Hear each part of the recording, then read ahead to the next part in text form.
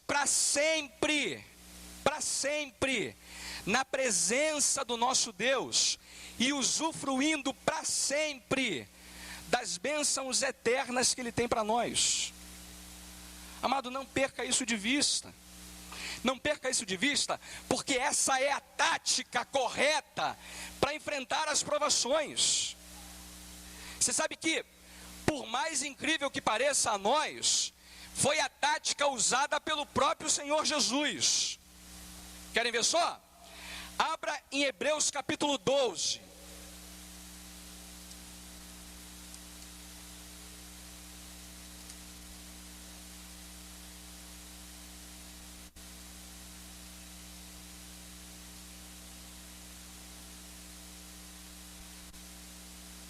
E olha o que é dito para nós nesse texto, versículos de 1 até o verso de número 3.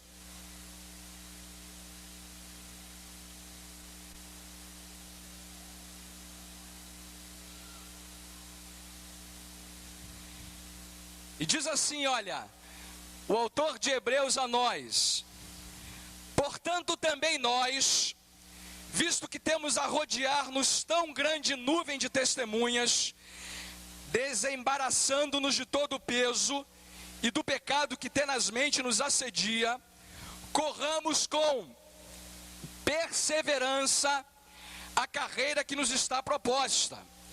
E você conhece bem o verso 2. Olhando firmemente para o autor e consumador da fé, Jesus, o qual, em troca da alegria que lhe estava proposta, suportou a cruz, não fazendo caso da ignomínia, e está assentado à destra do trono de Deus. Considerai, pois, atentamente aquele que suportou tamanha oposição dos pecadores contra si mesmo, para que não vos fadiqueis, desmaiando em vossa alma.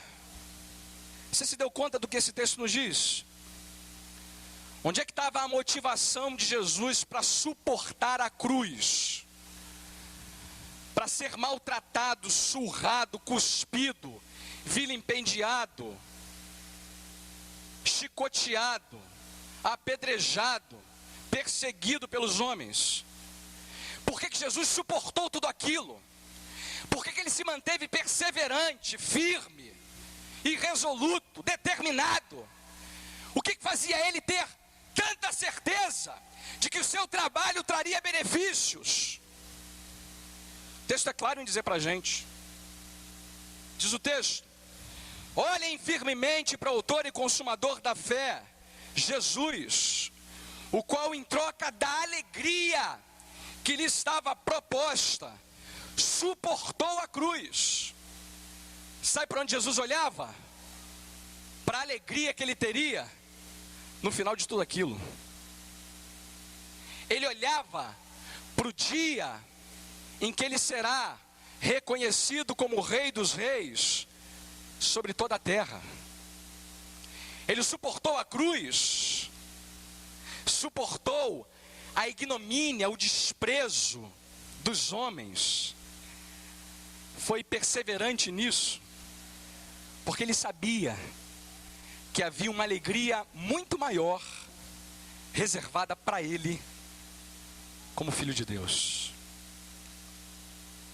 Você quer um outro exemplo? Moisés. O que fez Moisés ser tão determinado na sua caminhada? Vá agora para Hebreus capítulo 11 e veja comigo o que é dito para nós sobre Moisés no verso 24 até o verso de número 27.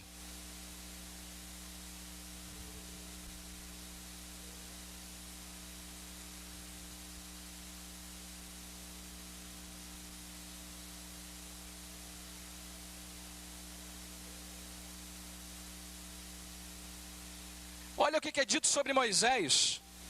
O que fez Moisés ser tão determinado? A gente admira, né, tanto a determinação de Moisés, a perseverança dele.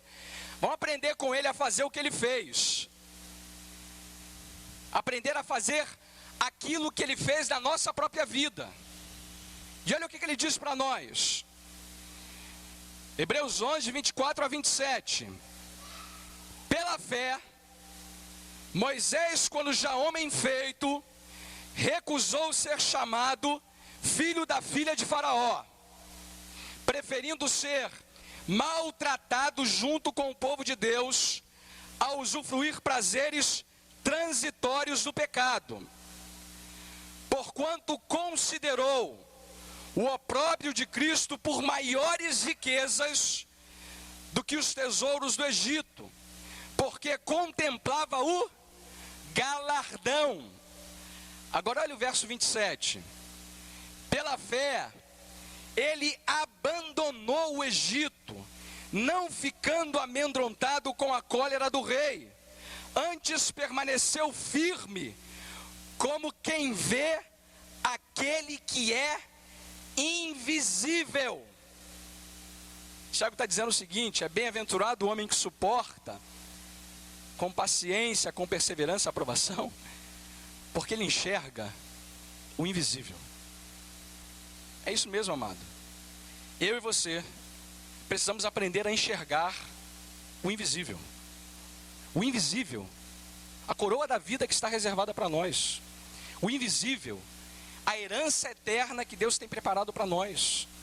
O invisível, entender que as riquezas de Cristo são muito melhores e maiores do que qualquer riqueza desse mundo. Entender que vale a pena continuar caminhando, sim, porque Deus tem muito, muito para nós no futuro. Olha, eu ficaria aqui a manhã toda lembrando a você textos que provam isso. Vai para um outro, só o último. Olha o que Hebreus fala para a sua igreja, lá para o seu conjunto de crentes, que reforça essa mesma verdade. Hebreus capítulo 10. E eu quero ler com você do verso 32 até o verso 39.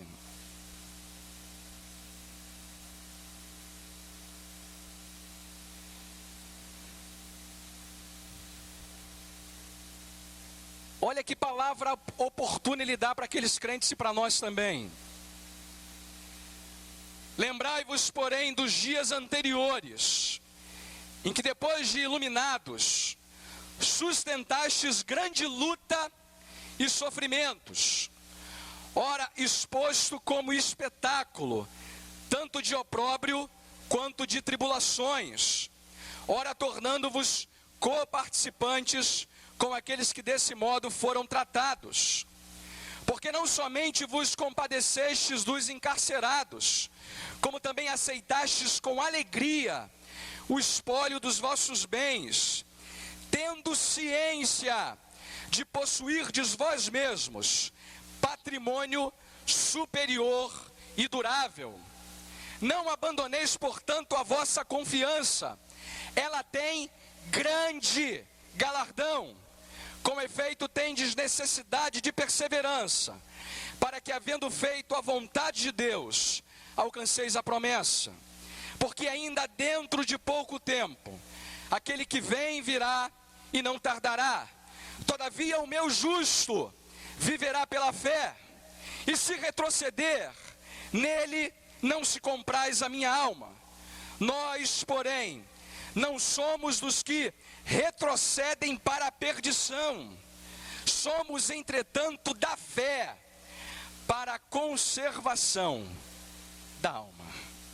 Amados, não perca de vista isso nunca.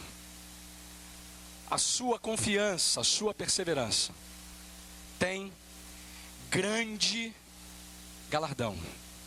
E olha, se você quer enfrentar as provas com o espírito de bem-aventurança, lembre-se, você receberá uma coroa da vida ao final de toda essa batalha que você está travando hoje, em prol do bem da sua própria alma e da glória do Senhor Jesus. Olha, eu termino falando para vocês sobre um santo do passado que aprendeu muito bem esse princípio. E ele tem sido para mim, amados, além dos heróis da fé de Hebreus 11, um homem que me ajuda muito a entender como Tiago quer que a gente guarde essa última orientação para a nossa vida. Trata-se de um homem chamado Richard Baxter, um homem que serviu ao Senhor no século 17, portanto, há muitos anos atrás. Ele foi um puritano que pregou durante muitos anos numa cidade no interior da Inglaterra. Só para os irmãos terem ideia, com 45 anos de vida, ele já tinha evangelizado 2.000 pessoas nessa cidade. E fazia um trabalho pessoal de visitação a cada uma delas. Agora, isso pode não ser surpreendente se a gente não entende como é que Baxter vivia. Olha, ele era um crente que sempre estava doente, tuberculoso desde a adolescência, sofria constantemente pedras nos rins, dores de cabeça, dores de dente, membros inchados, hemorragia nas extremidades e outros males tantos. E lembre-se, tudo isso antes do tempo dos analgésicos. Analgésico é aquele negócio que você toma e a dor doriu, some. Baxter não tinha isso não. Ele convivia com essas dores. A história diz que ele é um homem sempre cheio de energia, extrovertido, quase nunca reclamava, tinha total saúde mental e às vezes você vai dar razão a ele, ele ficava um pouquinho nervoso. Você sabe que a pergunta que a gente faz quando olha para a história da vida desse homem é a seguinte: o que fazia Baxter ser tão perseverante, tão determinado? Por que apesar de tanto problema ele se mantinha tão firme? Ele conta isso para a gente. Quando ele tinha 30 anos de vida, ele quase morreu. Quase partiu dessa vida. Aí sabe o que ele passou a fazer? Baxter determinou que ele não deixaria passar um único dia da sua vida, daquele momento em diante, sem refletir por 15 minutos na herança eterna que ele tinha em Cristo. Toda vez que ele começava um dia, ele sempre começava o dia parando para pensar quem ele era, para onde ele estava indo e o que lhe aguardava naquele lugar. Amados, isso produziu um efeito tão motivador e encorajador na vida desse homem, que Baxter, apesar de todos os problemas que ele tinha, ocupou um cargo pastoral por mais de 30 anos, escreveu tanto, que ele ocupa na história da igreja o lugar do mais prolífico teólogo da Inglaterra de todos os tempos. Olha, eu diria aos irmãos que Baxter ensina pra gente que quando ele, por cerca de meia hora por dia, meditava na vida do porvir, aumentava também a sua percepção da glória que o aguardava, e era motivado a usar cada grama de sua energia para acelerar a sua caminhada até aquele alvo. Não se esqueça disso. Não se esqueça nunca disso. Aquele que perseverar receberá do Senhor a coroa da vida. Que Deus te faça entender isso, amado, e que você aprenda a manter-se firme quando há tanta gente caída, indiferente no tempo em que a gente vive. Feche seus olhos, vamos falar com o Senhor.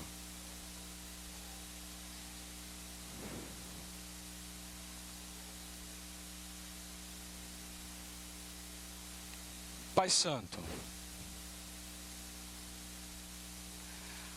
Ajuda-nos, Senhor,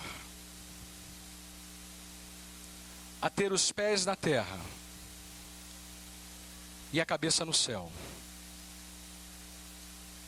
Ajuda-nos, Senhor, a avaliar tudo que temos vivido e experimentado à luz da eternidade. Dá-nos aquele senso de temor e tremor, de gente que vive e sabe que haverá de comparecer um dia diante do teu tribunal. E de que cada um de nós, Senhor, cada um de nós, dará contas de si mesmo ao Senhor. Ajuda-nos, Senhor, a nos mantermos firmes, bem-aventurados, suportando com perseverança cada uma das provações que temos experimentado. E a certeza que temos, Senhor, é que a cruz que agora carregamos será trocada pela coroa da vida que o Senhor dará a todos aqueles que te amam.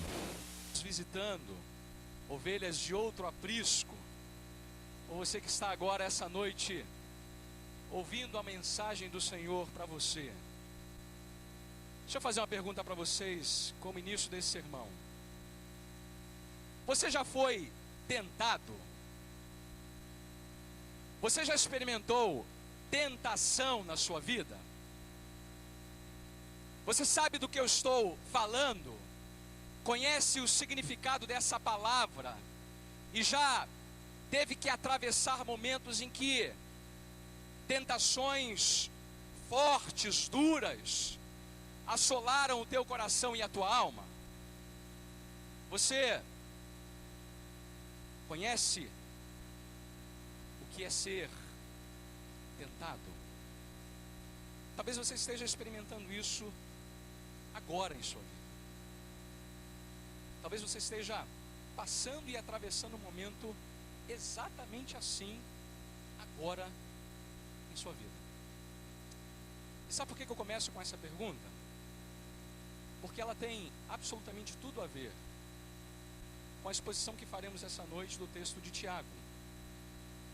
Agora Tiago vai tratar conosco um pouco sobre como vencer tentações de maneira sábia. E abra então a palavra do Senhor mais uma vez, e agora em Tiago, capítulo 1. E você lerá comigo os versos 13, 14 e 15.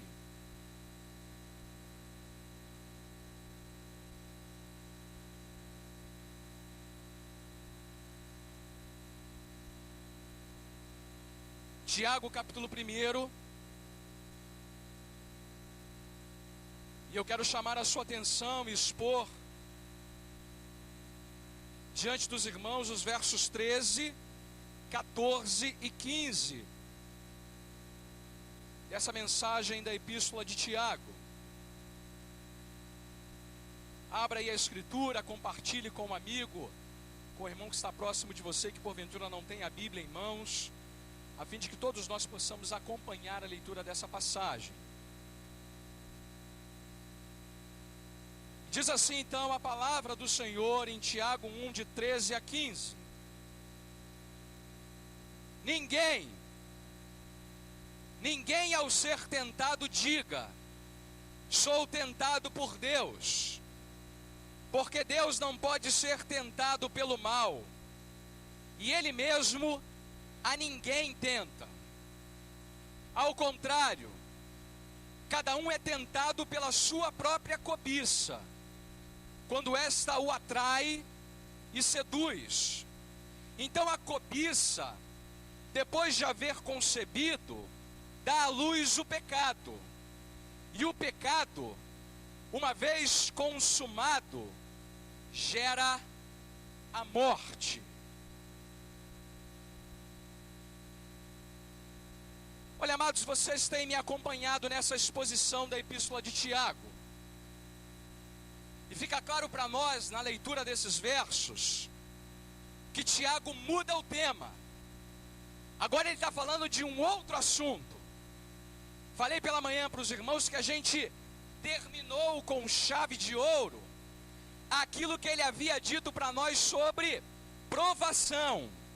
E se você tem dúvida disso, dê uma olhada no verso 12, porque ele diz assim: bem-aventurado o homem que suporta com perseverança a provação, porque depois de ter sido aprovado, receberá a coroa da vida, a qual o Senhor prometeu aos que o amam. Mas no verso 13, ele já não está mais falando sobre provação. Agora a ênfase dele recai sobre uma outra questão. Agora ele está interessado em falar conosco sobre tentação. E eu primeiro me perguntei o seguinte: por que Tiago muda o tema de provação para tentação? Por que ele agora, depois de ter tratado sobre provas,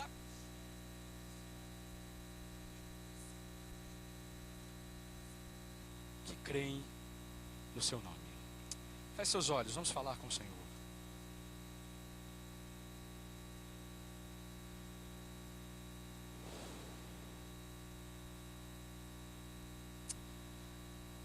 Pai Santo, sonda os nossos corações, Senhor. Vê se há em nós algum caminho mau e guia-nos pelo caminho eterno. Tu sabes, Senhor, das nossas fraquezas, dos nossos pontos fracos, e de quantas e quantas vezes temos permitido que o diabo, o mundo e a carne prevaleçam sobre nós. Quantas vezes temos permitido que a cobiça nos atraia, nos seduza, que o pecado seja gerado em nosso coração, em nossa alma, em nosso pensamento. E quantas vezes, Senhor, temos desagradado o Senhor dessa forma. Pai, Tu sabes quantos de nós que estão aqui essa noite estão atravessando algo disso em suas próprias vidas. Te agradeço, Senhor, porque a Tua palavra veio como um bálsamo para mim e para todos nós que aqui estamos.